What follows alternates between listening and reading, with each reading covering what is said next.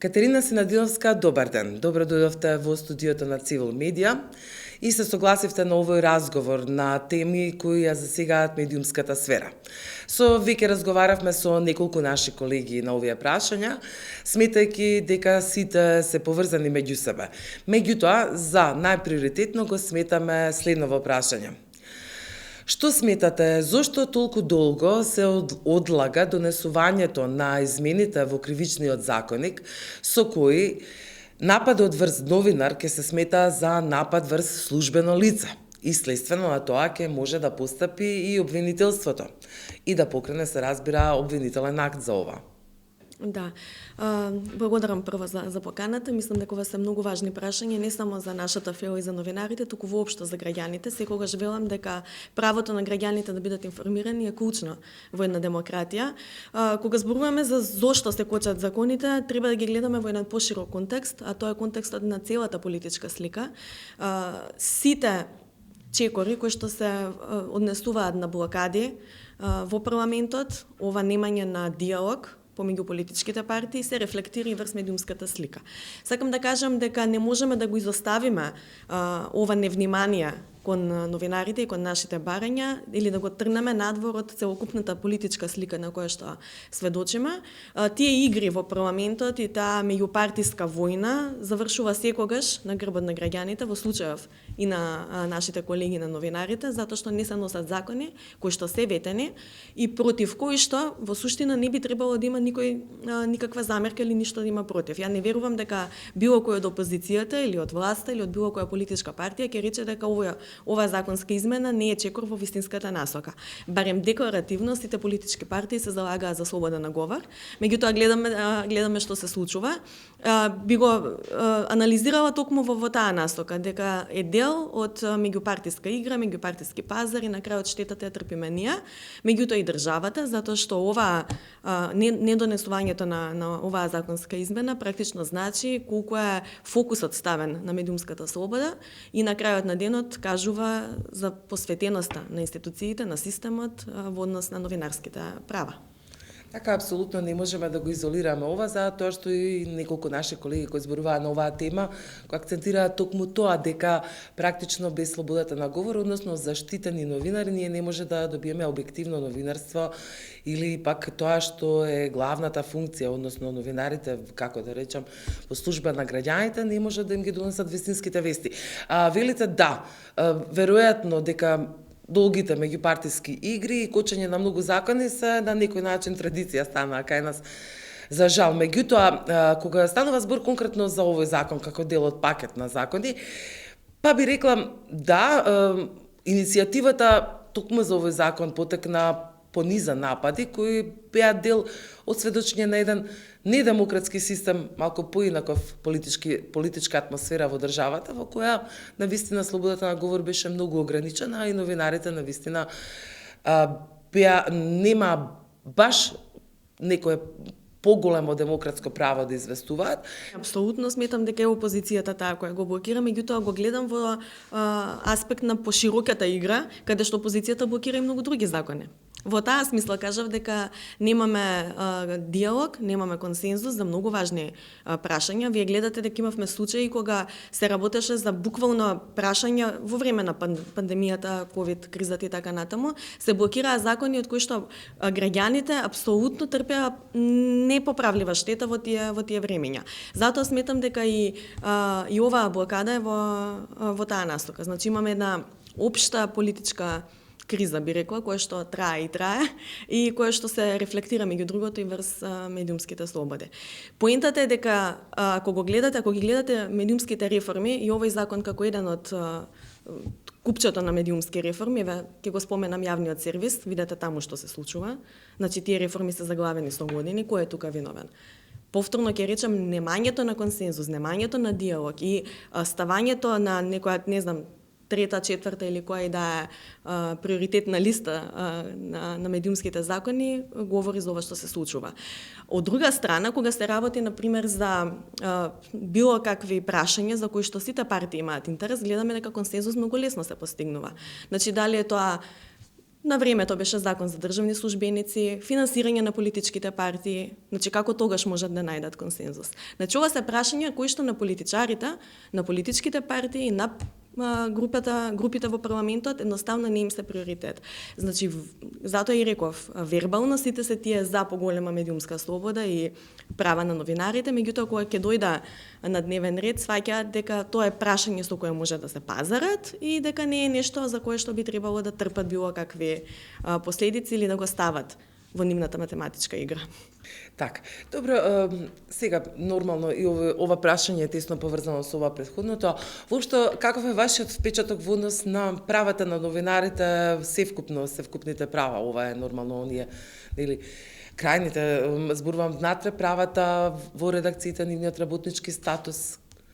Па еве ќе се осврнам на последниот извештај на Европската комисија и на Репортери без граници. Значи секаде стојат забелешките дека се уште социјалните права, работничките права не се на ниво за кое што сме се залагали и сме се бореле. Генерално слободата е апсолутно подобрена, тука нема никаква дилема. Значи споменавте вие во едно од прашањата, ние неодамна беше тоа, сите паметиме од каков систем излеговме во однос на медиумските слободи. Значи таа диктатура на мислата и на умот не сме да се врати апсолутно, меѓутоа загрижуваат чекори кои што ги гледаме, се однесуваат токму на недостатокот од системски реформи кои што ги споменав. Да, ќе речете повторно треба тука опозицијата да биде партнер, треба во парламентот да се најде начин, меѓутоа пак ќе речам, значи кога се има воља за прашања кои што им биле од интерес на политичките партии, гледаме дека тоа се наоѓа. Немањето на фокус кон системските реформи во медиумскиот сектор доведува до тоа да повторно имаме опасност и од дезинформации, и од лажни вести, и од говор на омраза кој што не се третира соодветно, и воопшто едни дисторзии на целиот медиумски систем кои што се рефлектираат на разни начини. Така, овие прашања веројатно како пакет системски треба да се решат и тука ги тоа спомената што дезинформациите како исто една од најзагрижувачките состојби во медиумите. Каква е според вас сликата со дезинформациите и каков е начинот конечно да се стави крај на истото? Овој проблем е глобален, не е локален, уште повеќе што се подгрева со оние глобални текови геополитички. Меѓутоа, еве, имате увид вие и во извештаите на Европската комисија, токму каков е и нивниот впечаток и вашиот впечаток во однос на ова прашање? Да, ова би рекла, кој ќе го има одговорот, не знам каков тип на награда треба да добие, затоа што навистина е глобален феномен и експанзијата на интернетот, на социјалните мрежи од една страна значеше многу за слободата на говор и за воопшто комуникацијата меѓу луѓето, меѓутоа од друга страна значеше исто така многу во негативен аспект за професионалното новинарство и за она што е добра информација и квалитетна информација. Од нашите извештаи што ги правиме, еве ќе споменам само како пример и во нашата статистика број 1 прекршување на новинарски стандарди е членот 1 од Кодексот на новинари кој што се однесува на објавување точни и прецизни информации. Ако го гледаме од обратен аспект, тоа значи дека новинарите кај нас објавуваат неточни и непроверени информации. Најмногу на тој начин се крши Кодексот на новинари. Што е тоа ако не дезинформација или не лажна вест, не го сакам многу тој термин. Како да се бориме против тоа? Навистина реков, тоа е многу тешко прашање и мора да биде од повеќе страни, од повеќе општествени фактори.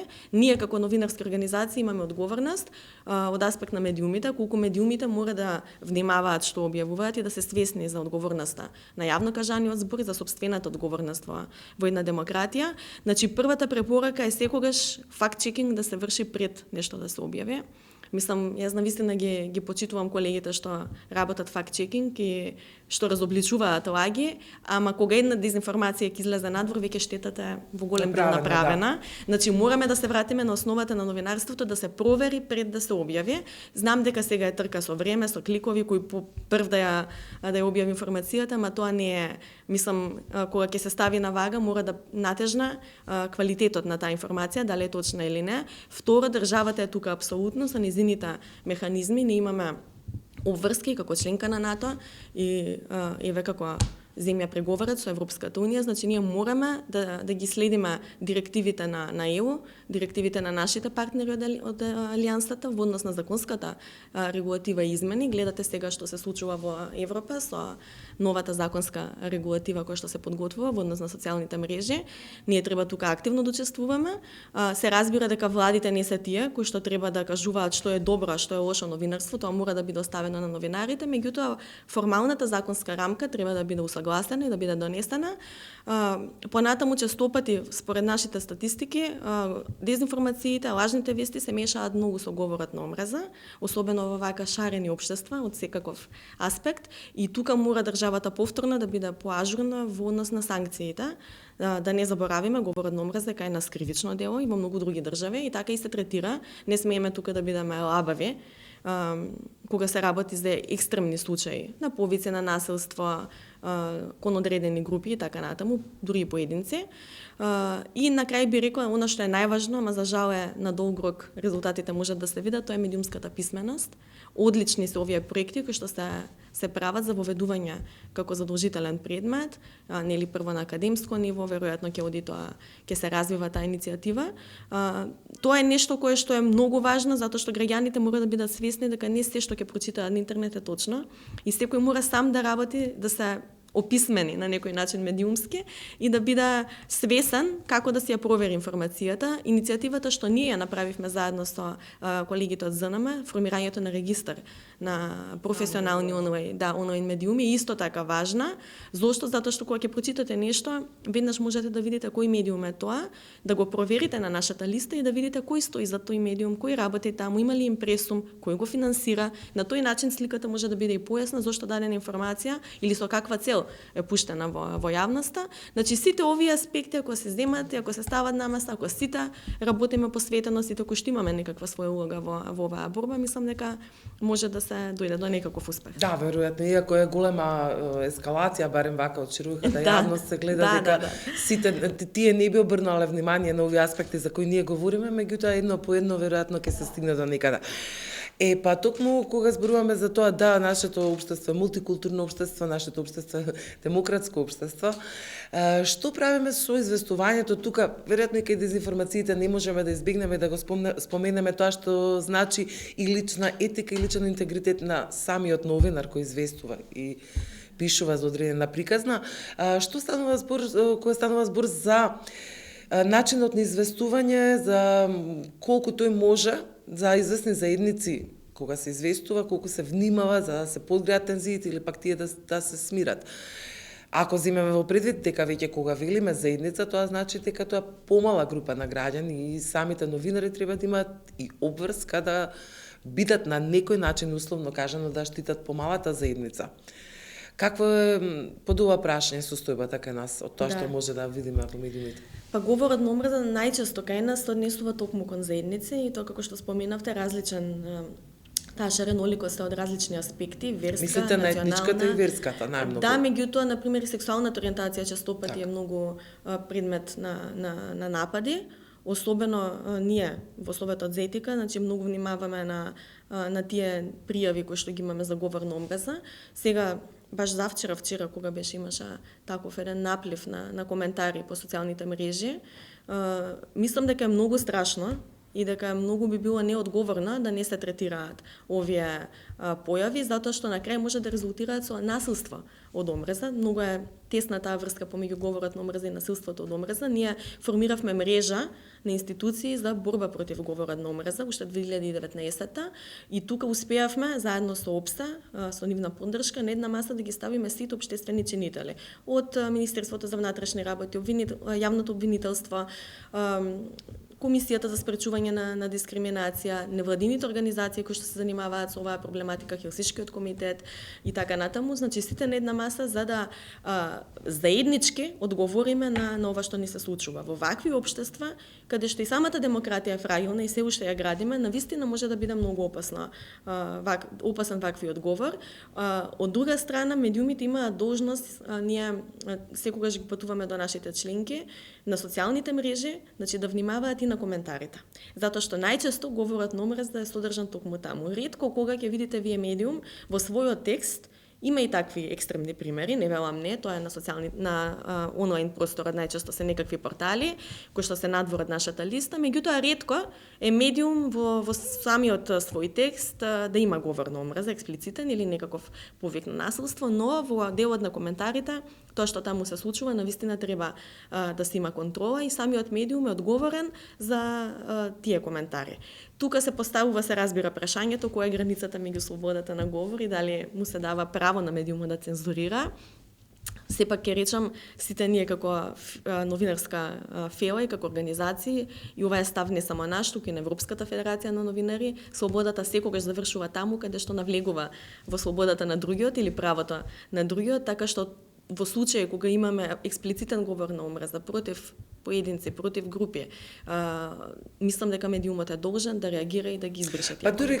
И да не станува збор за експлицитен говор на омраза, зборувам доволно е кога во начинот на известување не се внимава за една некаква банална случка, можеби кражба на една продавница на која се потенцира етнитетот на мажот или жената кој е сторителот на делото, велам, или често гледаме наслови Ром ограбил или албанец. Да се потикнуваат стереотипи. Да, се потикнуваат стереотипите, на тој начин навистина се прави една дискриминација која можеби нас навидом ние, меѓутоа таа како реторика е веќе усвоена од јавноста и очекуваат дури прашањата да тој човек што бил по етничка или религиозна припадност.